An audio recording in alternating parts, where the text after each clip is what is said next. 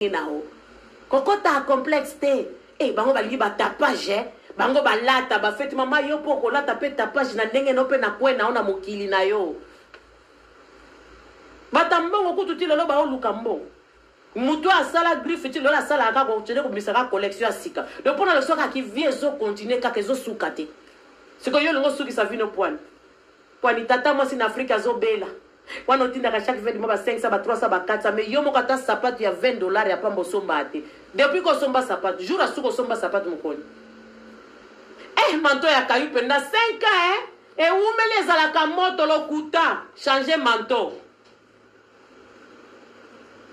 sapato na ngoya musala pende bomba kanga na malili butso yo et umele kufa kate lokuta somba buti mususu mama zala na ngwa 3 ya musala boni boy eza nini kaka ndako kuna na Kishasa siri batongi batindelinga ba photo to boy te gloire à Dieu mais yo moko viozo mene okipe ko kufa na minute penda ko netikali tiko vini na ngoyo sepele yango aw kayo bele mais yo moko zo vivre bien te mutu so so tuni kutu mukoni no kendo sangala penana baninga ta place bazoli ata barbecue apamba boy nazaka na tante esko tano ezaka nini ya kotonga ya kayu ya intercession na répétition na dimanche na église oki obongisi ba kiti osukoli na toilette yango nzamba tindelo na mokili yango na boni boy asepela di sepela yango apote nga fona fungola restaurant bana nzambe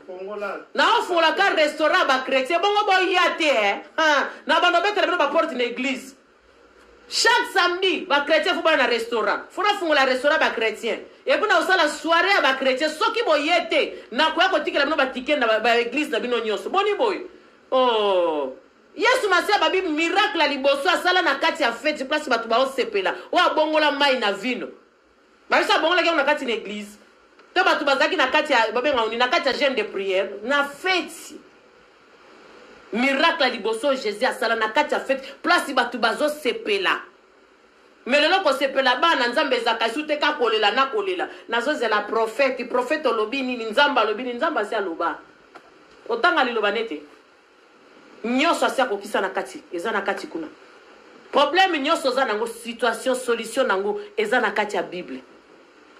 boni komile na lelebele boyo boni vie boring o mona penda mwana mwasi ya jeune ya ser asia kuma lokola ba mama ba 40 ba 50 ans